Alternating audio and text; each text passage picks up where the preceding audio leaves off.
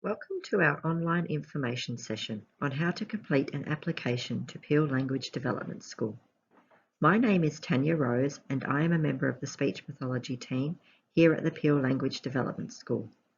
We hope this presentation will provide you with the information you require regarding the referral process and answer some commonly asked questions about our school and service.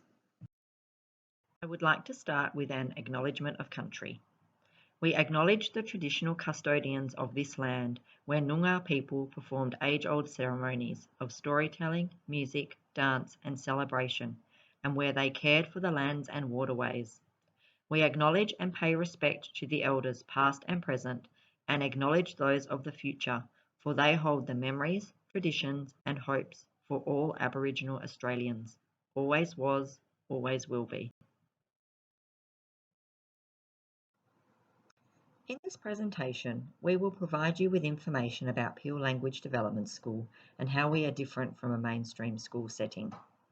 We will provide you with information on developmental language disorder and briefly talk about the risk factors and red flags to look out for. We will discuss the referral process and the role of the school psychologist in the application process, and provide you with information on how to access speech pathology services for your students. It would be great if you could please take time to view our short 3-minute school video. A link to the video can be found on our school website. This will provide you with a brief overview of our school and the services that we provide and allow you to meet some of our staff, including our principal, Fiona Forbes. I hope you enjoyed the video. Just to summarise, language development schools or centres are government-funded schools providing specialised programs for students with a diagnosed primary language disorder. Language development schools are located on a dual campus with a mainstream school. Each school has its own administration, including its own principal. There are 5 language development facilities in Western Australia. Each caters for a particular region. At Peel Language Development School, we cater for students in kindergarten through to Year 3. We have 21 classes across 4 school sites. We have 9 classrooms at Rockingham Lakes Primary School, 5 classrooms at Bungaree Primary School, 5 classrooms at Mandurah Primary School, and 2 classrooms at Pinjarra Primary School. Classes on each site integrate with the mainstream school for a variety of activities and share facilities. As the video touched on, a valuable part of our service to the education community is our statewide speech and language service. Each of the 5 language development centres across WA have a speech and language service or outreach team attached to them. The PLDS team provide an outreach service to 134 schools across the South Metro, South West and East Kimberley regions. The aim is to strengthen the language expertise available to students and provide greater support to schools and teachers through professional learning models and early intervention programs.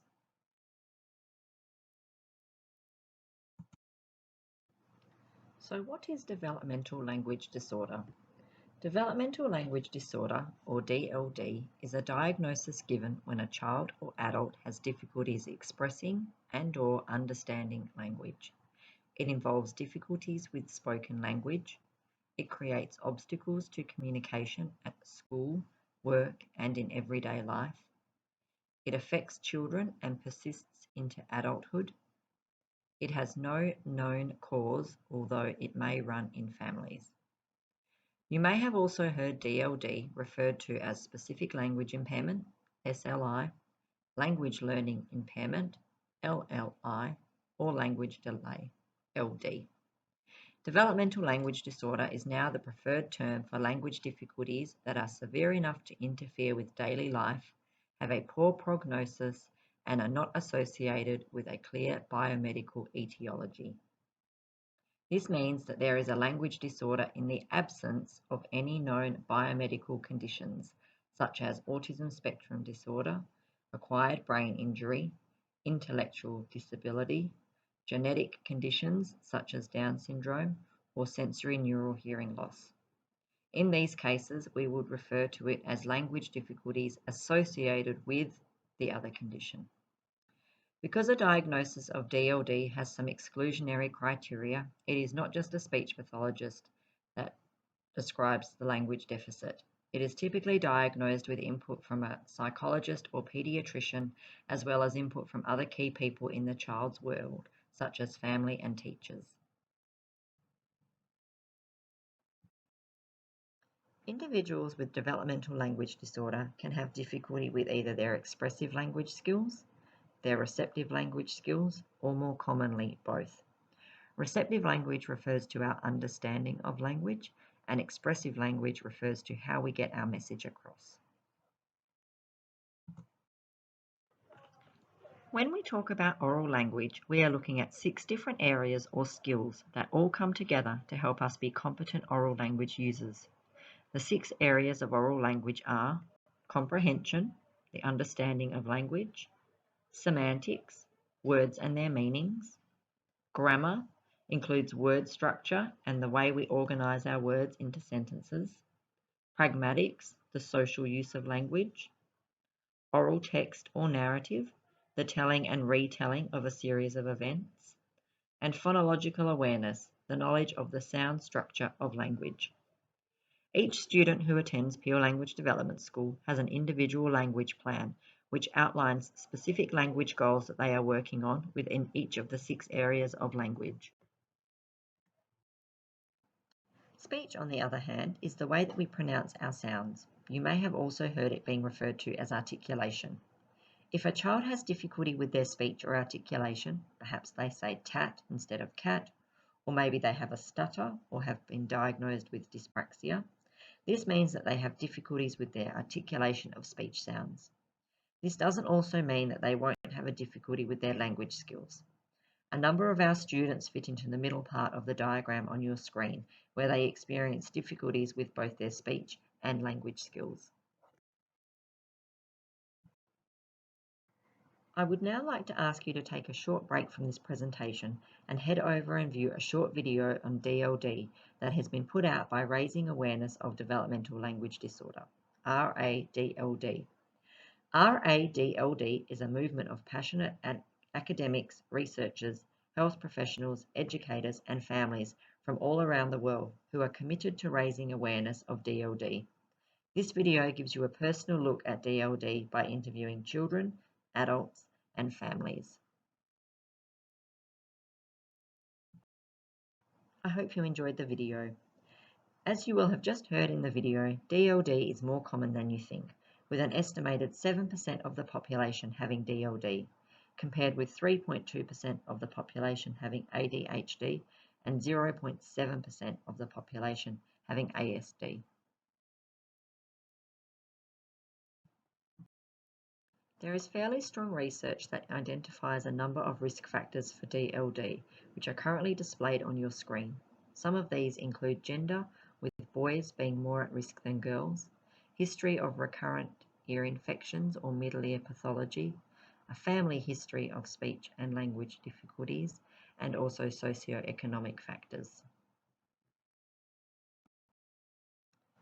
The information contained in the next 2 slides is provided as a guide to show you what typical language development looks like. This handout on your screen can be downloaded from the Speech Pathology Australia website, along with individual checklists for children in this age range. It may provide a quick indication, along with classroom data, about which students should be referred for further services or investigation. In terms of development between 5 and 8 years of age, this period is defined by an expansion and refinement of language skills, approaching adult-like skills by approximately 8 years of age. The development of literacy skills also typically coincides with this time. So by 8 years old, a typically developing child who has had adequate literacy instruction will be literate with adult-like speech and language. Development after this time is related to complexity. The next set of slides outlines some red flags or indicators that students in your class may be having a difficulty with their language.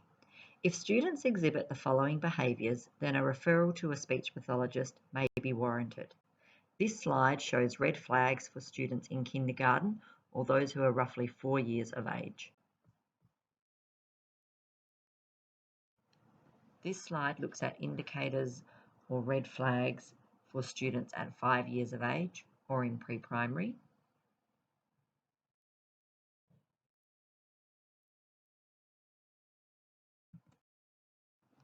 This slide looks at red flags or indicators of difficulty for students in approximately years 1 to 2 or between the ages of roughly 6 and 7 years of age.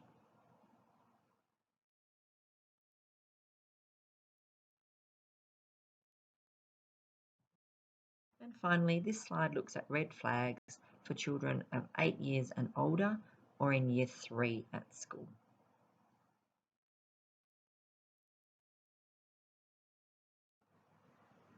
I would just briefly like to talk about the impact of having a language disorder on education.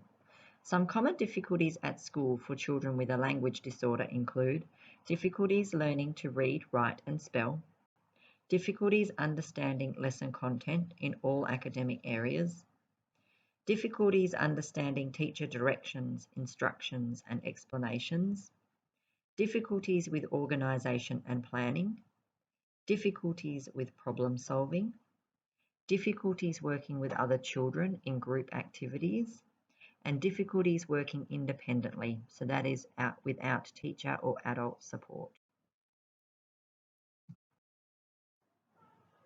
Oral language is the foundation for the development of literacy skills and is considered to be a strong indicator of later reading, writing, and overall academic achievement. Children with a language impairment are 6 times more likely to have a reading problem than children without. The simple view of reading suggests that reading comprehension involves 2 skills, comprehension and decoding. Either of these skills can be impacted for children with a developmental language disorder. The same also applies for writing. So how do you refer students to Peel Language Development School? The eligibility criteria for PLDS is set out by the department and is the same across all 5 language development facilities. At PLDS, we accept applications for kindergarten, pre-primary and year 1. In order to be eligible for a place with us, the child must have a significant primary language disorder in 1 or more language areas. The child needs to demonstrate evidence of learning potential within the average or above average range, and the child needs to demonstrate sound adaptive behaviour skills. In order to attend a language development facility, a referral must be completed. As explained before, we are a government-funded primary school for students who have a primary language disorder. The referral process for PLDS is a 3-part process. It includes a speech pathology assessment through either a community speech pathologist or a private speech pathologist that shows receptive and/or expressive language difficulties, a cognitive assessment to ensure that there is no other impairment impacting on their language development for students applying for a place in pre-primary or year 1, and a parent, caregiver or teacher questionnaire. I will now hand over to our school psychologist, Jo Novak, to explain the role of the school psychologist in the referral process. Thanks, Tanya. All school-age children also require a cognitive assessment as part of their referral to our service. Children with average or above average cognitive functioning combined with a language difficulty are eligible to apply. A non-verbally administered assessment is recommended as it measures the child's skills without as much impact from language as other assessments. Assessments are often completed at the child's school. Each school has a contact psychologist and a referral process to access their site. It is important to note that this is subject to the current workload or caseload and other demands that the school may have, and involvement of the psychologist requires parent or caregiver consent. Alternatively, these assessments can be completed privately by a psychologist in the community, and parents can speak to their GP, the child's teacher, or speech pathologist for more information. Non-government schools also have access to a psychologist who is able to complete the required assessments for an application. The psychologist also provides the teacher with referral checklists for their year level and completes a behavioural checklist, and will submit these forms together with their psychological report to the placement panel. Closing dates for applications for the 2024 school year are the 8th of September 2023 for pre-primary and Year 1 applications, and the 20th of September 2023 for kindergarten applications. Speech pathology services can be accessed through the public or private sectors. Public services do have a wait list, and it is important to refer any students that you are concerned about sooner rather than later. Families may also wish to investigate private speech pathology services either instead of CDS or while they are waiting for services through CDS. Private speech pathologists can be found by searching www.pspawa.com.au.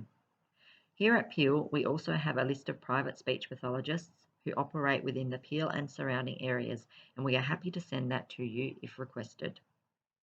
The other thing we would encourage families to do is speak with their GP about eligibility for the Chronic Disease Management Scheme, formerly referred to as the GP Care Plan.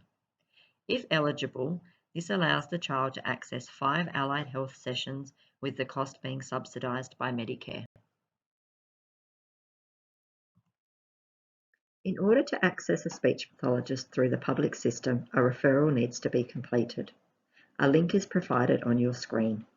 You will also find a number of referrer checklists, which may help you determine if a referral to CDS is appropriate. If you have any questions, please feel free to contact us on 9523 7830 or via our school email, peel.lds@education.wa.edu.au. I thank you for taking the time to view this video today and hope you found the information useful.